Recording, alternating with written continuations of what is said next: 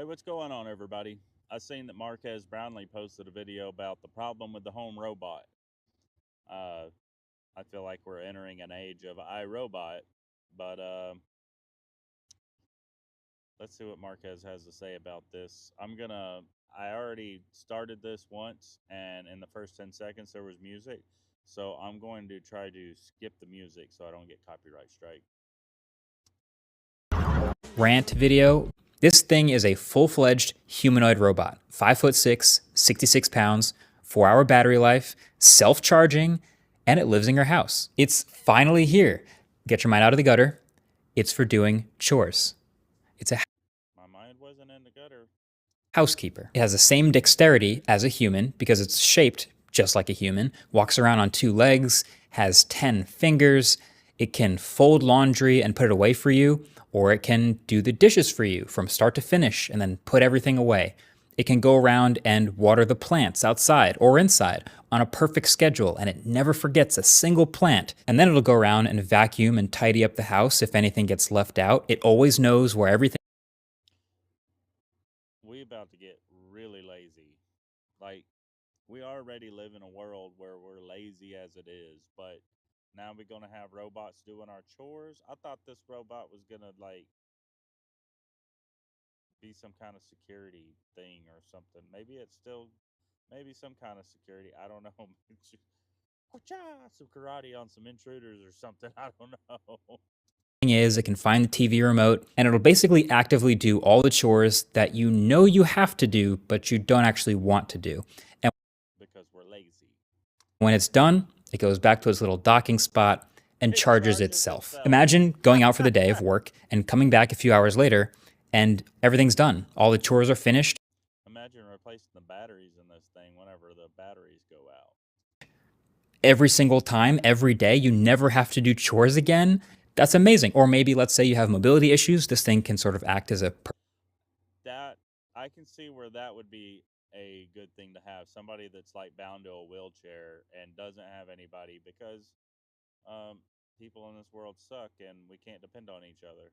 personal assistant in a lot of ways. These are things that represent massive value for a lot of people. And it's available to order now.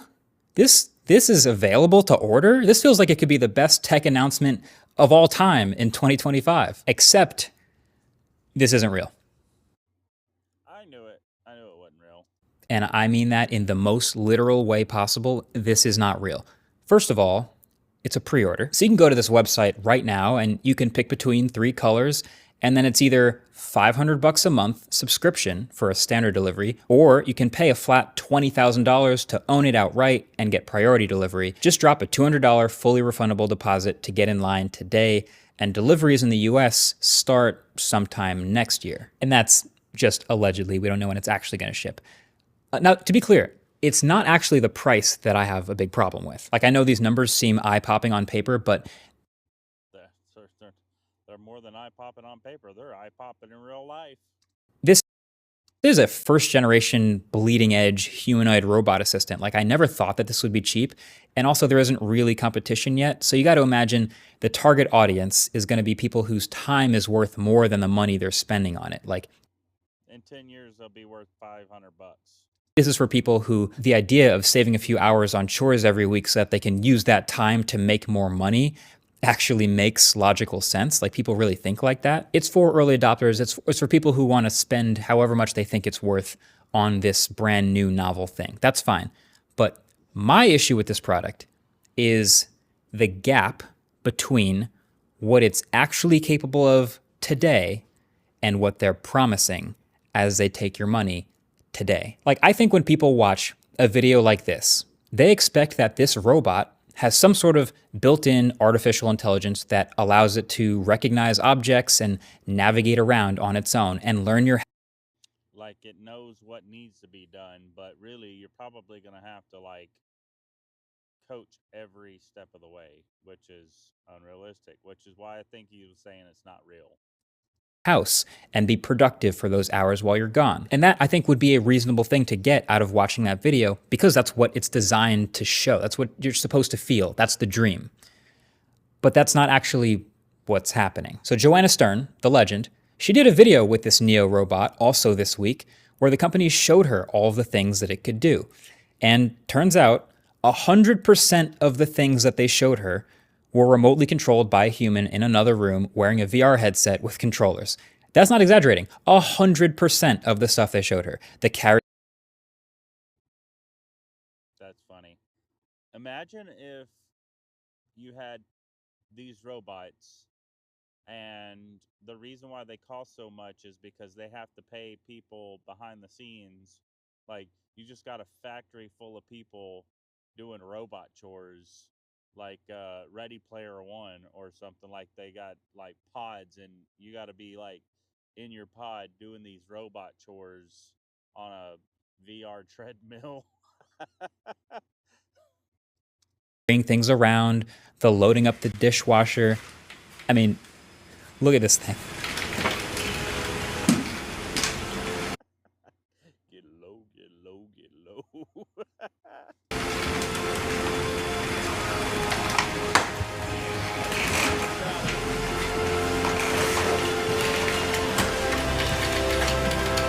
Yeah, all of this is teleoperated. And this was a demo set up by this 1X company. So this is like best case scenario stuff. And I see a lot of people defending this robot online like, oh, no, I'm sure they're teaching the AI algorithm to learn the movements of the people controlling the robots, but it just is not. I think Marquez is right about this. It's just not there yet. There's probably other things that it can do autonomously. They just didn't show her yet. Really? You don't think they would show her the best stuff that this could do autonomously to keep selling the dream? If you watch that keynote video back, to their credit, you'll notice that they actually are very careful to label exactly when the robot is doing something autonomously and not teleoperated. And in that, yeah, I feel like they are trying to push to that point. Maybe they want the funding. I don't know. Whole nearly 10-minute video, there's exactly 2 scenes that have this label. There's the get the door command. Get the door, please. Where the robot walks over to the door because someone's coming up. It grabs the handle, waits for the guest, and then sort of pulls the door open and fumbles backwards a little bit, kind of like a toddler, to let them inside. And then there's the put away the dishes command, where the robot toddles over to the person, recognizes the harmless, not glass, empty cup in its hand, grabs it, and then walks away with it.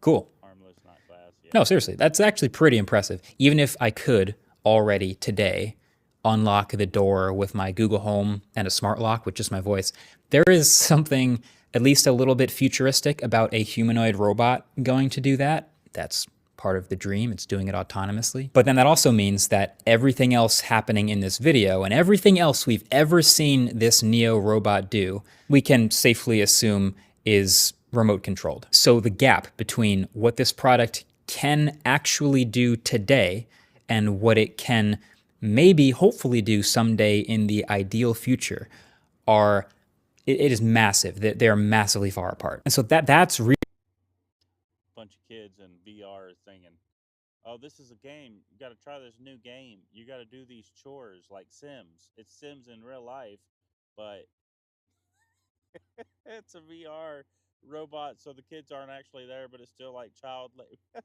Ah, that's funny. Really my main issue. There seems to be a bit of a lost art in waiting for a tech product to be actually finished before announcing and unveiling it. Like, do you remember when tech companies would unveil a brand new tech product that they've been working on and then do a demo, and then the next slide was like, this thing is going on sale tomorrow or next week or something like that. And that hype would carry right into the buying cycle. You remember that? That was sick. But now, in this age of all of these AI products, it's like there's this thing where you end up selling the dream before you sell the actual product. And that is dangerous. Like, the promise of AI is so huge and so massive and magnificent and awesome, but is also so clearly not done yet that you end up with stuff like the Humane Pin, or even the Rabbit R1, for example, or heck, even Apple Intelligence, where you have these big promises, but the no clue what any of those were. Capabilities are still over here, while the promise is all the way over here. And I'm trying to figure out why they do that. And I think really there's 2 main reasons.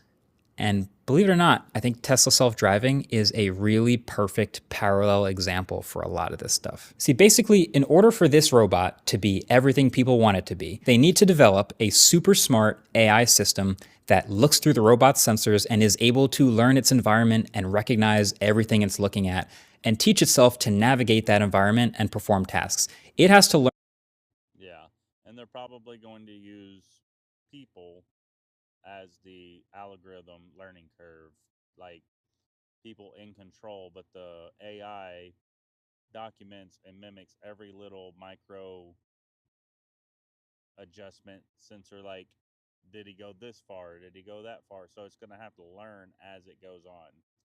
Learn what a laundry room is and what the laundry looks like and how to fold each type of clothing. And it needs to learn what cups and forks and glasses are and how to pick them up. And it has to be adaptable to all these different sizes and shapes and materials and things of all these household objects. So that when the user asks for it to do something, just like, hey, Neo, vacuum the living room when I'm gone, or something like that, then Neo can go, okay, I know where the living room is, I know where the vacuum is, I know how to use the vacuum, where the handle's at, like how much battery life I have, how much I need to vacuum the whole living room. I know not to knock over lamps or certain objects in there. And even the laundry folding thing, like just that requires a ton of training data, or at least some way to understand all these different shapes of shirts and jackets and hoods and vests and all sorts of things. And Right, that's why, like, um, you know, whenever you click on those things like prove you're not a robot, uh, click only the crosswalks to prove that you are human, and you got to click all the crosswalks. Really, just training AI to know that those are crosswalks, because now AI can know all that. I'm sure that they'll advance that into more, but like the captcha stuff, yeah. hooks and hangers and what gets folded, what gets dry cleaned, all these different things. And the list just goes on and on. And like, what if one of the tasks is going and getting the right medication for an elderly person and bringing it to them? That it has to get that right. Like it needs to identify the correct medication at the right time and the right intervals and bringing it to them like that. That is one of a ton of household objects that it has to specifically get really good at. Now, in the self-driving car world, no matter what you think of them, Tesla's definitely a leader here, and they've had a pretty clever approach to trying to work on this problem. Because their problem is their robots on wheels need to learn all of these possible variations and ways And not to run over people. to navigate situations that could happen on the road and how to get around them. Traffic cones, construction zones, weird lane markings, etc., etc. So, with their millions of cars already on the road, they have slowly, very slowly, let people turn on this beta self driving feature in small stages in their cars, while instructing people to keep their hands on the wheel, of course, so that they can slowly start to gather information. What kind of mount is that on the? What kind of camera is that? Holy crap! Look at the setup on the windshield. That's pretty cool. But yeah. So I can imagine why having these would be good. Like if 90% of the vehicles on the road were self-driving vehicles, then yeah, I can see where being it would be safer, because then the cars don't have to worry about last minute changes, merging at a zipper merge or something like that. People that are in the far left lane, the fast lane, and like, oh, there's my exit. Let me zip across six cars in front of them, cutting them off, taking off their bumper just to get over. I can see where this would be good, but I can also see where it could be dystopian. And yeah, I mean, I'm always going to want to drive myself. From people willing to beta test. And so those cars will encounter and navigate all sorts of situations for the first time, and then the second time, and then the fifth time, and then the 100th time. And all of this data can go back into the system to help all these cars learn and get better. And now at this point, this is like their primary advantage is they have millions and millions of miles of training data from people essentially beta testing for Tesla. It's a robotics challenge. Y'all did it not even for free. Y'all didn't do it for free. Y'all paid to be beta testers. Yeah, y'all paid to. Okay, my camera got hot and it turned off on me. I had to paused the video and I backed it up about 10 seconds. So let's continue reacting to this home robot. Millions and millions of miles of training data from people essentially beta testing for Tesla. It's a robotics challenge. It's an AI challenge. But yeah, they're essentially using early adopters to beta test to make the systems better for the eventual masses. And now this home AI robot challenge is essentially the same thing, but in people's homes, which is potentially way more variables. Like cars have to stick to what's on the road and mostly are operating in a 2D plane. Well, there's obviously different stories. People's houses are crazy different shapes. The lack of privacy is my concern. I could not. Yeah, no, I don't think I'd ever own one of these. Lack of privacy. What I do in my home is my business. I don't need some tech company or police agency having access to everything. Not that I do anything illegal in my home, but no. And there's all sorts of objects and different shapes and types of them and a million different variables just with household objects. And maybe you could argue that the stakes of self-driving cars are a little higher because of all the safety risks and, if it messes up, someone could die. Maybe that doesn't happen as often with the home AI robot, but then again, if it gets someone's medication wrong, it's still pretty important. So I think the point here is you don't get to make this awesome, perfect home robot without all of this information. And so they need the training data. And so they go right back to early adopters. So people who press that order now button first and who actually, I guess, get one of these when they start to ship them, will get a robot that can probably do a few simple things autonomously, like opening doors, but they're probably the reason why the price is so high is because they're literally going to have to pay somebody until they get the algorithm right to activate this robot. And I'd almost bet they're not going to be 100% transparent with that. It's like whenever AI started getting big, they had that call center, not call center, but that center over in like India where they had like hundreds of people just Googling the answer and answering questions for this AI, and it wasn't really AI. will be many things it can't do. And for that, if you scroll down on their website, you can see there's expert mode, which is when you have something the robot can't yet do, and you schedule one of their teleoperating employees to look through the sensors into your home and do the task so that the robot can learn from it. And this is something that they've pretty directly said that they expect. That's just you giving consent. I bet there's other tasks that the robot's doing that it's already doing that. Early adopters to be totally cool with. Like, go watch Joanna's video. I'll link it below the like button. She basically grills the CEO about all this stuff, and he's kind of just like, yeah, if you want to be on the bleeding edge of this, like, we'll probably blur faces and maybe let you geo-fence certain areas of your house, but yeah, that'll be one of the things that they allow you to do. So look, there are certain industries where pre-ordering something that's not finished yet is actually normal behavior. Like, this happens all the time with smartphones now. This happens in video games. It even happens a bit with cars these days, although sometimes that can even go too far. But now with all these AI products coming out now, it's resulted so many more times in this strategy. They feel like they have to announce the product way before it's done. And they end up putting out this thing that is just nowhere near the dream. And that's how you get, we talked about the Humane pin.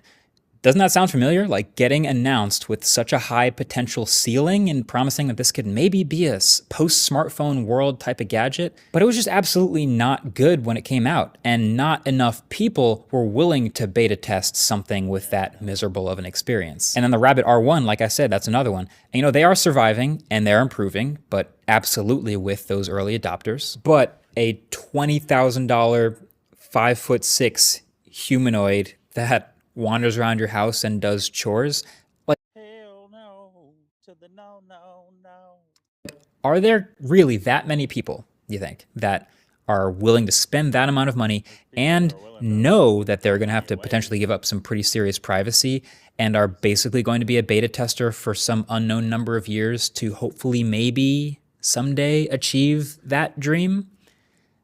Some of those people are out there, but is there enough of those people? I don't know. I clearly don't know, and I think a lot of other people don't know. There are obviously a lot of potential downsides to this robot. You know, it's too small and weak to carry anything super heavy. It's also too slow and a bit too clumsy, it looks like, to do anything really serious. And it requires Obviously, it can't bend over. It has to squat down. inviting a ton of remote viewable cameras and microphones into your house. And it could also fall over and have a hard time getting up. And also, just like Get it, one of them life alerts. Help me, I've fallen and I can't get up. the self-driving car, there are a number of situations where the robot getting enough things wrong could be dangerous. Like even like just the medication stuff that I talked about earlier, or even it just clumsily dropping something made of glass or any other various potentially dangerous household situation. And also, I'm not even sure it has to be human shaped, but that's another argument for another video. But the upside, clearly, is the dream. Like Rosie the robot from the Jetsons type of dream.